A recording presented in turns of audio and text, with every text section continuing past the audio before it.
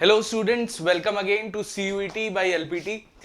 So this is the second video for the mixed bag questions जिसमें हम different questions discuss करेंगे जो कि actually exams में आए हुए हैं and जिनके आने की probability बहुत ज़्यादा है. तो चलिए start करते हैं आज का video and let's begin with the questions. Okay, so moving to the first question for the day. So देखिए यहाँ पे क्या बोला जा रहा है आपको, Rohit is a person on Valentine's day वो डिसाइड क्या करता है कि he will give letters to 3 of her friends. 3 अपनी फ्रेंड्स हैं उनकी, वैलेंटाइंस डे में उन तीनों को रोहित क्या करेगा, लेटर लिख के देगा. ठीक है, आपको क्या बताना है, in how many ways can he send the letter such that none of her friends get the desired letter. तो देखिए बेसिकली क्या होने वाला है, आप रोहित भेजना चाहता था 3 लोगों को लेटर, लेकिन उसने सबको गलत गलत लेटर भेज दिया. ठीक है, आपको बताना है कि कितने तरीके हैं रोहित के पास कि वो ऐसा कर सके कि तीनों लोगों को गलत गलत लेटर भेज दे. जब 3 लेटर का केस है तो आप चाहें तो इसे मैनुअली भी कर सकते हैं, अदरवाइज इसके लिए एक फॉर्मूला होता है डायरेक्टली जिसको हम डी अरेंजमेंट का फॉर्मूला बोलते हैं. ठीक है, क्योंकि 3 ही लेटर्स है इसको हम मैनुअली कर लेते हैं. देखिए लेट सपोज ये मेरा पहला एनवेलप हो गया, ये मेरा सेकेंड एनवेलप हो गया, ये मेरा थर्ड एनवेलप हो गया. अब मेरे पास 3 लेटर्स भी हैं. लेट से ये 3 लेटर्स है मेरे पास, इन पे नाम लिखा हुआ है, ये ए, ये बी, ये सी, ये ए, ये बी और ये सी. तो देखो हमें ना गलत गलत भेजना है, तो ए का लेटर हम किसे भेज सकते हैं, ए का लेटर हम ए को नहीं भेज सकते. तो ए वाले एनवेलप में या तो हमने बी का लेटर भेजा होगा या तो हमने सी का लेटर भेजा होगा. तो पहले हम बी का भेज के देखते हैं. लेट सपोज हमने बी का लेटर यहां पे भेज दिया. अब बी के में किसका किसका लेटर जा सकता है, ए का लेटर भी जा सकता है और सी का लेटर भी जा सकता है, ए का भी जा सकता है, सी का भी. लेकिन हम ए का नहीं भेज सकते. अगर हमने ए का भेजा तो सी का लेटर सी के पास चला जाएगा. तो हमें बी में सी वाला लेटर भेजना होगा एंड सी वाले एनवेलप में ए का लेटर जाएगा. तो this is one way to send the letters wrong. दूसरा क्या तरीका हो सकता है, पहले वाले में बी के जगह सी का भेज दो. अब देखो 2 लेटर्स बचे ए और बी, बी का बी में नहीं जा सकता, तो ए वाला कहां जाएगा, बी में, और बी का कहां जाएगा, यहां पे. तो this is one way, this is second way. There are only 2 ways to send letter wrong to each of the person. ठीक है, so this is one of the ways to solve this question. ऐसे ही कर लेना चाहिए अगर 3 letters हैं हमारे पास. चलिए आगे बढ़ते हैं हम नेक्स्ट क्वेश्चन पे. So next question is this, let's see this, probability का क्वेश्चन. इस टाइप के क्वेश्चंस काफी सारा आए हुए हैं, तो आप एक काम करिए, वीडियो को आप यहाँ पे पॉज करिए and try to solve this question and comment the answer. ठीक है, चलिए उसके बाद आप देख सकते हैं, मैच कर सकते हैं आपका आंसर इससे मैच कर रहा है या नहीं, करेक्ट है या नहीं. Okay, let's begin with it. So I am solving this question now. Probability of Harvey solving a case is 4/5. Harvey एक केस सॉल्व कर ले, इसकी प्रोबेबिलिटी कितनी है, 4/5. Probability of Mike solving a case is 2/3. Mike उसे solve कर ले, उसकी क्या प्रोबेबिलिटी है, 2/3. Next is probability of Louis solving the case. Louis solve कर ले, उसकी कितनी प्रोबेबिलिटी है, 1/4. आपको क्या बताना है, find the probability that the case is being solved. देखिए ऐसे क्वेश्चंस में क्या होता है, देयर आर मल्टीपल वेज की केस सॉल्व हो जाए. पहला हार्वी सॉल्व कर ले, दूसरा माइक सॉल्व कर ले, या फिर लुइस सॉल्व कर ले, या फिर कोई 2 लोग सॉल्व कर ले, या फिर तीनों के तीनों सॉल्व कर ले. तो देयर आर मल्टीपल केसेस. ठीक है, there are multiple cases. But जब भी ऐसे मल्टीपल केसेस होते हैं तो हम क्या करते हैं, हम 1 माइनस समथिंग करना चाहते हैं, क्योंकि हमें इतनी सारी चीजें सॉल्व नहीं करनी है. तो क्या करना चाहिए हमें, हमें सिंपली देखो, हमें तो बस केस सॉल्व होने से मतलब है. हमें क्या नहीं चाहिए कि केस ना सॉल्व हो. केस ना सॉल्व हो मतलब तीनों के तीनों ना कर पाए. तो basically 1 minus probability of Harvey not solving, probability of Mike also not solving into probability of Lewis also not solving. because हमें क्या चाहिए, हार्वी भी ना सॉल्व करे, माइक भी ना सॉल्व करे और लुइस भी ना सॉल्व करे. ठीक है, तो ये चीज हमें नहीं चाहिए बिल्कुल भी. तो बेसिकली तीनों इनको हम क्या करेंगे, मल्टीप्लाई करेंगे और माइनस कर लेंगे. तो देखो पहली बात ये सॉल्व करके हम निकाल लेते हैं. प्रोबेबिलिटी ऑफ हार्वी नहीं सॉल्व कर पाए इसे, इसकी कितनी हो जाएगी, 4/5 सॉल्व करने की है, तो नहीं सॉल्व करने की हो जाएगी 1/5. माइक के बारे में देखते हैं। माइक के सॉल्व करने की कितनी है, 2/3, तो 1 माइनस 2/3 कि वो सॉल्व ना कर पाए, दैट इज 1/3। लुइस के सॉल्व करने की कितनी प्रोबेबिलिटी है, 1/4, तो ना कर पाए उसका कितना हो जाएगा, 3/4। ठीक है, तो ये हमने निकाल लिया है। Now let's find the probability. So ये किसका फॉर्मूला बन के आया, probability that the case is solved. कैसे हम सॉल्व कर रहे हैं इस क्वेश्चन को, 1 minus case is not solved. ठीक है, चलिए सॉल्व करते हैं इसे हम। 1 minus probability of Harvey not solving कितना है, 1/5। माइक नॉट सॉल्विंग कितना है, 1/3। लुइस नॉट सॉल्विंग कितना है, 3/4। 3 से 3 कैंसिल हो गया, तो this is 1 minus 1/20। Your answer is 19/20 की केस जो है आपका वो सॉल्व हो जाएगा इन तीनों के रहने के कारण। ठीक है, I excuse me, I hope this is clear to you guys. This question, it is a very important type of question, many a times it has been asked. Please practice this type of questions. Okay, let's move ahead to the next one. Next question again, देखिए ये एक question है जो कि पूछा गया है पहले एक्चुअली में। ठीक है, तो एक बहुत इंपॉर्टेंट टाइप का क्वेश्चन ये आपको मालूम होना चाहिए। थोड़ा सा डिफिकल्ट लेवल का क्वेश्चन नहीं है क्योंकि इसमें दो चीजें इन्वॉल्व हो जाती हैं। पहला प्रोबेबिलिटी के बारे में पता होना चाहिए, दूसरा सीरीज के बारे में पता होना चाहिए। So pretty difficult for the level of examination. ठीक है, चलिए देखते हैं। A and B take part in a rifle shooting match. तो लोग क्या कर रहे हैं, राइफल शूटिंग मैच में पार्टिसिपेट कर रहे हैं। ठीक है, probability of A shooting the target is 0.4। A target shoot कर लेगा, उसकी प्रोबेबिलिटी यदि कितनी है, 0.4। While probability of B hitting the target, B shoot कर लेगा टारगेट को, उसकी प्रोबेबिलिटी कितनी है, 0.6। If A has first shot, किसने चालू किया शूटिंग का, ए ने चालू किया। ठीक है, एंड उसके बाद वो लोग क्या करते हैं, अल्टरनेटली स्ट्राइक करते हैं। पहले ए फिर बी फिर ए फिर बी, इस तरीके से ये लोग राइफल फायर करते हैं। ठीक है, आपको क्या बताना है, then find the probability A hits the target before. A पहले टारगेट हिट कर ले, किसके पहले कर ले, बी के पहले टारगेट वो हिट कर ले। तो हम कैसे सॉल्व करेंगे इस क्वेश्चन को, ध्यान से देखिए। तो क्या होगा, मतलब ए जीत जाए बेसिकली ये कंपटीशन को, मतलब लेट सपोज हम ऐसा समझे कि ए शूट कर ले तो वो जीत जा रहा है, तो बेसिकली ए को हमें जिताना है, राइट। तो देखो क्या क्या हो सकता है। सबसे पहली बात, केस 1, पहले ही शॉट में ए जीत जाए, पहले ही शॉट में, तो पहले ही शॉट में टारगेट हिट करने की प्रोबेबिलिटी कितनी होती, 0.4। ठीक है, लेकिन केस 2, लेकिन जरूरी तो नहीं है हिट करेगा, तो केस 2 भी पॉसिबल है।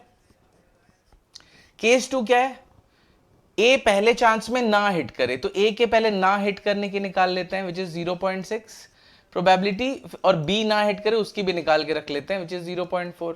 तो केस 2 में ए कैसे जीत सकता है, अगर ऐसा हो कि पहले चांस में ए ना हिट करे, पहले चांस में बी भी ना हिट करे, और उसके बाद जैसे ही इसकी दूसरी चांस आएगी ए की, उसमें वो हिट कर जाए टारगेट को। तो ये भी पॉसिबल है, डायरेक्टली पहली बार में हिट कर जाए, या फिर पहले चांस में दोनों मिस कर जाएं और उसके बाद जैसे ही दूसरा चांस आए ए का, वो हिट कर जाए।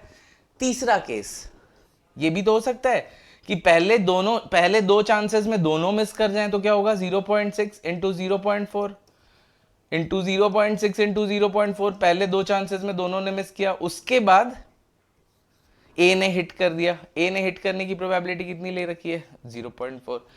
तो इस तरीके से ये आगे चलता रह सकता है। ऐसे तो इनफाइनाइट चांसेस भी लग सकते हैं, हो सकता है किसी का शॉट ही नहीं लग रहा हो वहां पे, हाँ या नहीं, हो सकता है। तो ऐसे कितने केसेस बनेंगे, इनफाइनाइट केसेस बनेंगे। लेकिन इन सब में और जैसा सिचुएशन है, और जैसा क्यों है, या तो पहले चांस में हिट करेगा, या तो दूसरे चांस में हिट करेगा, या तीसरे में करेगा, एंड सो ऑन।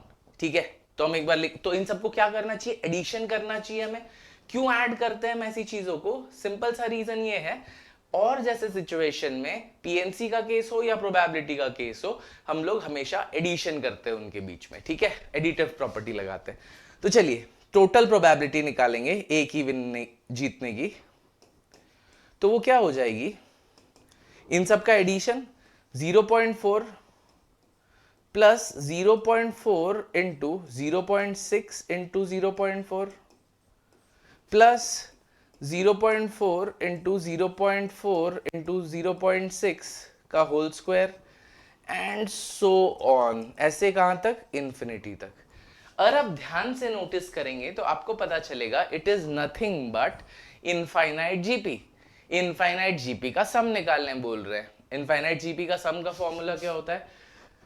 तो इनफाइनाइट जीपी, इसके सम का फॉर्मूला होता है a by 1 minus r. A क्या होता है? First term. ये क्या होता है? R common ratio. ठीक है, चलिए देखिए, तो इसमें यूज करेंगे फर्स्ट टर्म क्या है? 0.4, 1 माइनस कॉमन रेशियो क्या है? 0.6 इंटू 0.4 लगातार मल्टीप्लाई हो रहा है, तो 0.6 इंटू 0.4 कितना हो जाएगा? 0.24। कितना आंसर आया? 0.4 divided by 0.76,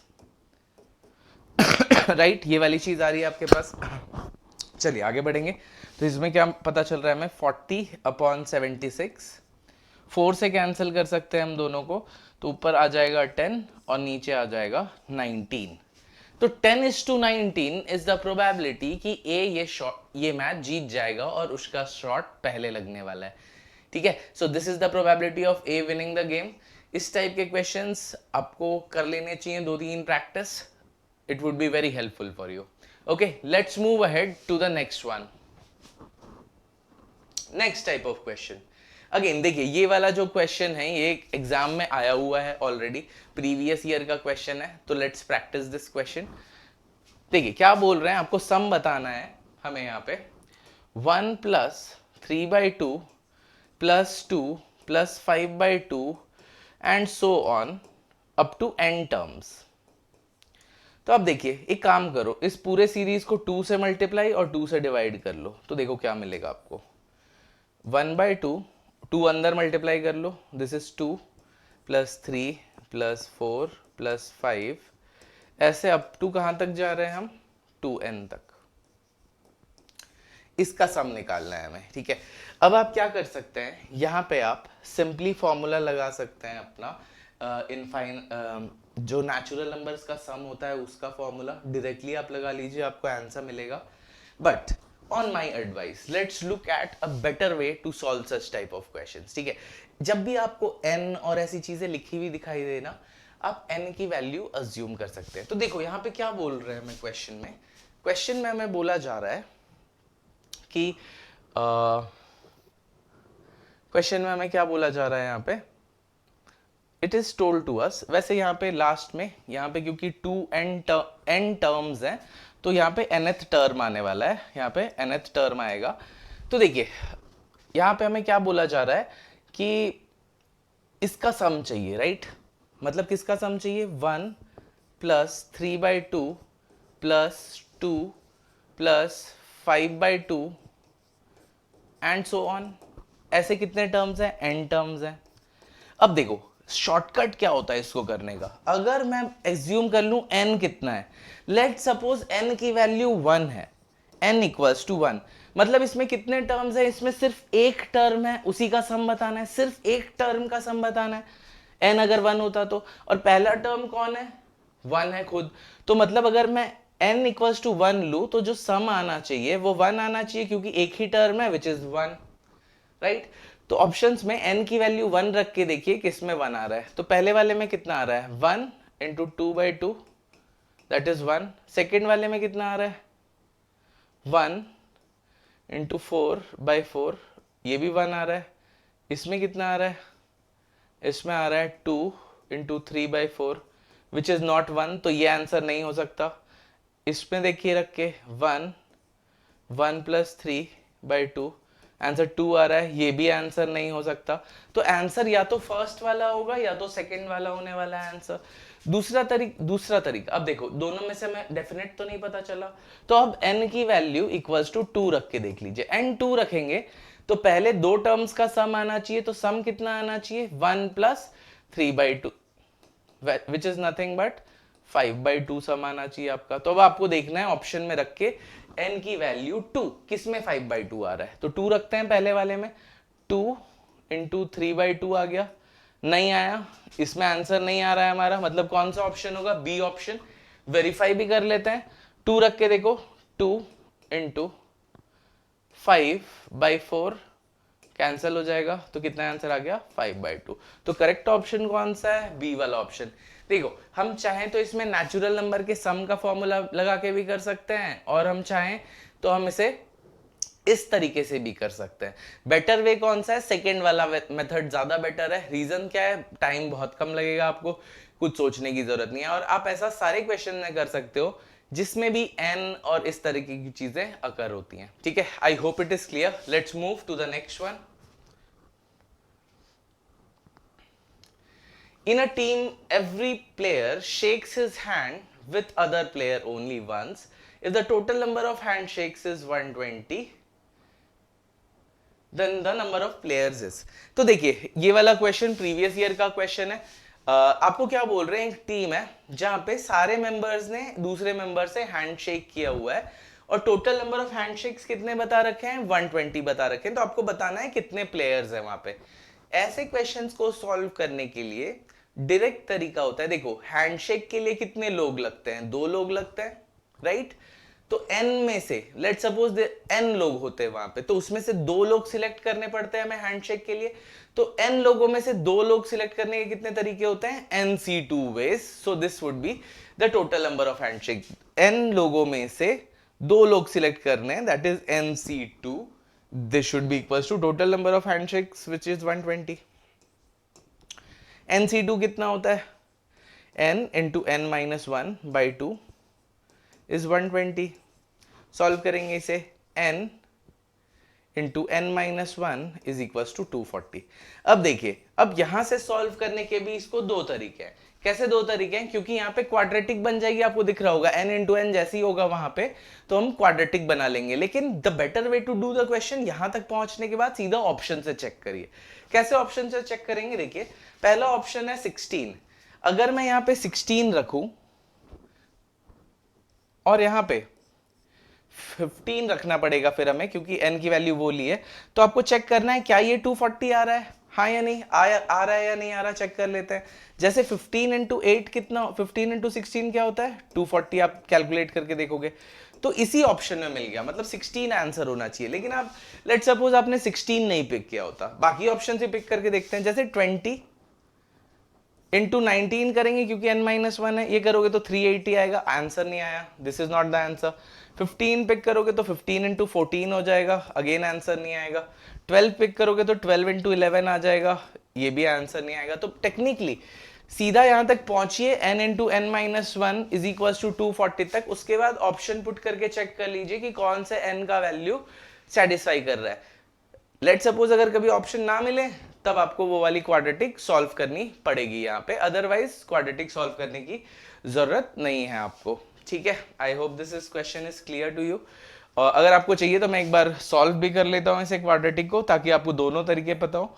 n square minus n is equal to 240, n square minus n minus 240 is equal to 0, n square minus 16n plus 15n minus 240 is equal to 0। Common ले लीजिए n यहाँ पे, n minus 16 plus 15 common ले लीजिए, n minus 16 is 0, तो n plus 15 is 0 और n minus 16 is 0। तो n की एक वैल्यू आ गई -15 और एक की वैल्यू आ गई 16। पर नंबर ऑफ पीपल कभी नेगेटिव में नहीं हो सकते, तो इसका आंसर क्या हो जाएगा, 16। तो देखिए हमने दोनों मेथड से सॉल्व कर लिया इक्वेशन को। कौन सा प्रेफरेबल मेथड है, तो फर्स्ट वाला प्रेफरेबल मेथड है। सिंपल सी बात क्या है, यहाँ पे आपको काम कम से कम करना होता है एग्जाम में, समझ में आ रही है बात। आप जितना ज्यादा टाइम सेव करेंगे, you will have more time for the next question. Okay, let's move ahead to the next one. Next question, the system of linear equation, इसके कितने सोल्यूशन है पूछा गया है। अगेन देखिए, सिस्टम ऑफ लीनियर इक्वेशन में जब पूछते हैं कि कितने सोल्यूशन होंगे, तो 3 केसेस हो सकते हैं, unique solution, no solution and infinite solution. ठीक है, तो एक बार हम क्विकली देख लेते हैं वो तीनों केसेस। लेट सपोज 2 इक्वेशंस है हमारे पास, ax plus a1x plus b1y plus c1 equals to 0, ये एक लीनियर इक्वेशन है। और एक सेकेंड लीनियर इक्वेशन है a2x plus b2y plus c2 is equals to 0। तो पहला कंडीशन, यूनिक सोल्यूशन, सिर्फ एक सोल्यूशन कब आएगा, जब a1 by a2 not equals to b1 by b2 हो जाएगा, तो we will have a unique solution. Second case, a1 by a2 is equals to b1 by b2 is equals to c1 by c2. अगर तीनों equal हो जाए then there are infinite solutions. और जो third case है वो क्या बोलता है आपको, in the third case a1 by a2 equals to b1 by b2 हो जाए, बट वो दोनों इक्वल ना हो c1 बाई c2 के, in that case there is no solution. तो देखो आपको इस वाले कॉन्सेप्ट का यूज करना पड़ेगा टू सॉल्व दिस क्वेश्चन. ठीक है, चलिए देखते हैं करके. a1 a2 b1 b2 ये सारी चीजें. तो a1 by a2 is nothing but 4 by 6 which is 2 by 3. b1 by b2 इसी क्वेश्चन में रिलेट करके देखेंगे तो that is 14 upon 21 which is nothing but 2 by 3. तो देखिए a1 बाई a2 इक्वल आ गया b1 बाई b2 के. c1 बाई c2 क्या आ रहा है देख लेते हैं. c1 upon c2 is 18 by 33 which is 6 upon 11. तो c1 बाई c2 क्या आ रहा है 6 upon 11. b1 by b2 2 by 3, a1 by a2 2 by 3. तो ये दोनों नॉट इक्वल हैं c1 बाई c2 के. तो कौन सा केस है, ये थर्ड वाला केस है. थर्ड वाला केस है मतलब कितना आंसर होगा, there is no solution to this question. There is no solution to this question. I hope this is clear to you guys. Let's move ahead in this. Okay, let's solve the next one. Next question is from ratio and proportion. Ratio and proportion में जो merging of ratios होता है, it is a very important concept. ठीक है, देखते हैं. There are sum of three numbers is 156. Let's say तीन number है हमारे पास A, B और C, और इनका सम कितना है 156. आगे देखिए, the numbers A and B, A और B किस रेशियो में दे रखे हैं हमें 2:5. B और C किस रेशियो में दे रखे हैं हमें यहाँ पे 1:9. अब आपको द नंबर B बताना है. तो देखिए जब भी आपको एक से ज्यादा रेशियो दे रखे, मतलब कम से कम दो रेशियो दे रखे, तो जो पहला काम होता है वैसे क्वेश्चंस में is definitely the merging of ratios. ठीक है, उन केसेस में आपको फर्स्ट काम ही जो करना होगा that will be the merging of ratios. अब मर्जिंग ऑफ रेशियोज करने के दो तरीके. पहला तरीका, जो कॉमन एलिमेंट है इसको सेम बना दो. एक तरीका तो यह है कि जो ये कॉमन एलिमेंट है इसको आप सेम बना दीजिए. ठीक है, ये एक तरीका है. I'll show you one more way. दूसरा मेथड ज्यादा बेटर है. whenever the situation is आपको दो से ज्यादा रेशियोज मर्ज करने, क्विकली हो जाता है उससे. ठीक है, तो देखिए ए बी सी को मर्ज करना है तो हम ए बी और सी इस तरीके से लिखेंगे. पहला रेशियो क्या गिवन है 2:5. ए के नीचे 2, बी के नीचे 5. सेकेंड क्या गिवन है B:C विच इज 1/9. तो बी के नीचे 1, उसके बाद 9, सी के नीचे 9. तो देखिए आपको ऐसे स्टेप बाय स्टेप लिखते जाना है. ठीक है, नेक्स्ट काम क्या करना है आपको, जो देखो जिसके साइड में जगह खाली है, ऊपर या नीचे नहीं बोल रहा, जिसके साइड में जगह खाली है वो उस पोजीशन को ऑक्यूपाई कर लेगा. जैसे यहां पे किसके साइड में जगह खाली है, तो 5 के साइड में जगह खाली है तो यहां 5 आ जाएगा. यहां किसके साइड में जगह खाली है, तो 1 के साइड में खाली है तो यहां कौन आ जाएगा 1. अब आप सिंपली इनको मल्टीप्लाई कर लीजिए, आपको एबीसी का रेशियो मिल जाएगा that is 2:5:45. Sorry, 2:5:45. So this is the ratio of A:B:C. तो मतलब मैं बोल सकता हूं कि A की वैल्यू जो होगी वो 2 पार्ट्स में है तो 2x, B की वैल्यू कितनी है 5x और C की वैल्यू कितनी है तो 45x. यहां पे रखिए, सॉल्व करिए. तो 2x plus 5x plus 45x is equals to 156. Add करेंगे मैंने तो we are going to get 52x is 156. x की वैल्यू आ जाएगी 3. x की वैल्यू 3 आ जाएगी. आप b के पोजीशन में देख लीजिए 5x मतलब 5 into 3 विच इज 15. तो क्या आंसर हो गया आपका, B option is the correct answer for the question number 7. Okay, I hope this is clear. Merging of ratios एक बहुत इंपॉर्टेंट कॉन्सेप्ट है रेशियोज में, तो डेफिनेटली सीख लें आप उस चीज को, एग्जाम में अकर कर सकता है. चलिए आगे बढ़ते हैं हम इसमें. Next question.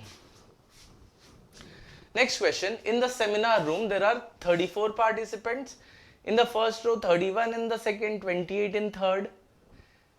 There are 16 participants in the last row, how many rows are there? तो देखिए सिंपली अर्थमेटिक प्रोग्रेशन का क्वेश्चन है, क्योंकि आप देख सकते हैं जो नंबर्स हैं वो एपी में पड़े हैं, आपको पूछ रहे हैं कितने टर्म्स हैं। तो देखिए पहला टर्म क्या है 34 पहले रो में, दूसरे में कितने हैं 31, नेक्स्ट में कितने हैं 28 एंड सो ऑन, और लास्ट वाले में कितने हैं तो 16 है।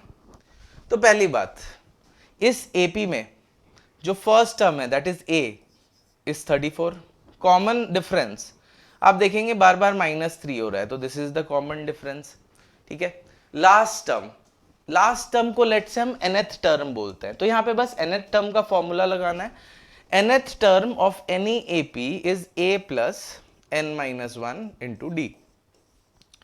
nth टर्म कितनी है हमारी 16, a कितना है 34, n-1 into -3, n-1 into -3, this is in multiplication यार, ठीक है। तो कितना आ रहा है देखिए,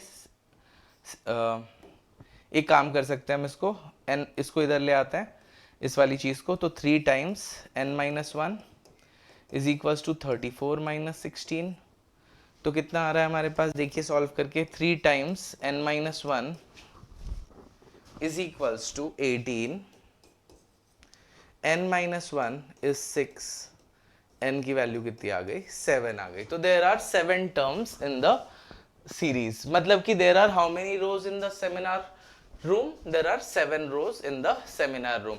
देखिए अगेन एपीजीपी का क्वेश्चन है, एकदम बेसिक सा कॉन्सेप्ट यूज हो रहा है। एपीजीपी में दो कॉन्सेप्ट्स बहुत इंपॉर्टेंट होते हैं, एक तो जनरल टर्म लिखना आना चाहिए which is the nth term, and second चीज आपको सम का फॉर्मूला मालूम होना चाहिए, क्योंकि उनके ऊपर रेगुलरली क्वेश्चंस आते हैं, ठीक है। चलिए आगे बढ़ेंगे, हम नेक्स्ट क्वेश्चन की तरफ चलते हैं, द क्वेश्चन नंबर 9। देखिए एक easy question permutation and combination का, इसमें क्या पूछा जा रहा है आपको कि आपको एक कमेटी बनानी है, कमेटी में कितने लोग होने चाहिए, 3 मेन होने चाहिए और 1 वुमन होनी चाहिए, ठीक है। कितने लोगों में से सिलेक्ट करना है, 5 मेन और 3 वुमेन में से सिलेक्ट करना है। 5 मेन और 3 वुमेन पड़े हैं हमारे पास, उनमें से हमें 3 मैन सिलेक्ट करना है और 1 वुमेन सिलेक्ट करनी है। तो 5 मैन में से 3 वुमेन सिलेक्ट करने के कितने तरीके होंगे, 5C3, ये हमने मैन सिलेक्ट कर लिया, 5 में से 3 सिलेक्ट करने थे, सॉल्व करेंगे इसकी वैल्यू आ जाएगी 5 × 4/2 विच इज 10। अब 3 वुमेन बची, उसमें से 1 वुमेन सिलेक्ट करनी है, तो वुमेन सिलेक्ट करने के कितने तरीके होंगे, 3 में से 1, तो 3C1, तो दैट इज 3 आ जाएगा ये वाली चीज। अब देखो हमें मैन भी सिलेक्ट करना है और हमें वुमेन भी सिलेक्ट करनी है, तो इनके बीच में एंड जैसा सिचुएशन है। जब भी एंड जैसा सिचुएशन होता है आपके पास, तो आप उनको मल्टीप्लाई करते हो। तो टोटल कितने तरीके हो गए, 10 × 3 which is 30, there are 30 ways. तो कितने वेज हैं 30। एक सिंपल सा क्वेश्चन है ये पीएनसी का, ऐसे टाइप के क्वेश्चंस आपको एग्जाम में जरूर करने चाहिए। This is a previous year question, इतने इजी क्वेश्चंस भी आते हैं। सो आपको परम्यूटेशन कॉम्बिनेशन एक बार थॉरली पढ़ लेना चाहिए, क्योंकि इजी क्वेश्चंस आएंगे जो आप बहुत आसानी से कर लोगे, ठीक है। चलिए आगे बढ़ेंगे हम नेक्स्ट क्वेश्चन की तरफ। सो this is the last question for this video, let's start this one. Okay, which of the following statement is और आर करेक्ट।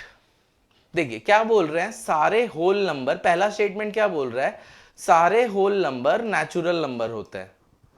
तो ऐसा तो बिल्कुल सच नहीं है, क्योंकि 0 is not a natural number, हाँ या नहीं। तो पहला स्टेटमेंट तो गलत है। हमें कितने करेक्ट है बताने, देखो बोल रहे हैं सारे होल नंबर नेचुरल है, तो ऐसा तो है ही नहीं, क्योंकि 0 is a whole number which is not natural. Every natural is whole number, सारे के सारे नेचुरल नंबर होल नंबर है, हाँ। तो ये बात जरूर सच है, क्योंकि 1 2 3 4 और ये सारे नंबर इन्फिनिटी तक ये सारे होल नंबर भी होते हैं। होल नंबर में एक एक्स्ट्रा एलिमेंट भी होता है, दैट इज 0। समझ में आ रही बात। तो second statement is true in this case. Third देखिए, every integer is a whole number, सारा इंटीजर होल नंबर है, नहीं बिल्कुल सही बात नहीं है। -3 is a integer but -3 is not a whole number, हाँ या नहीं। It is not a whole number but it is a integer, तो every integer is definitely not a whole number, तो ये वाला स्टेटमेंट भी गलत हो गया।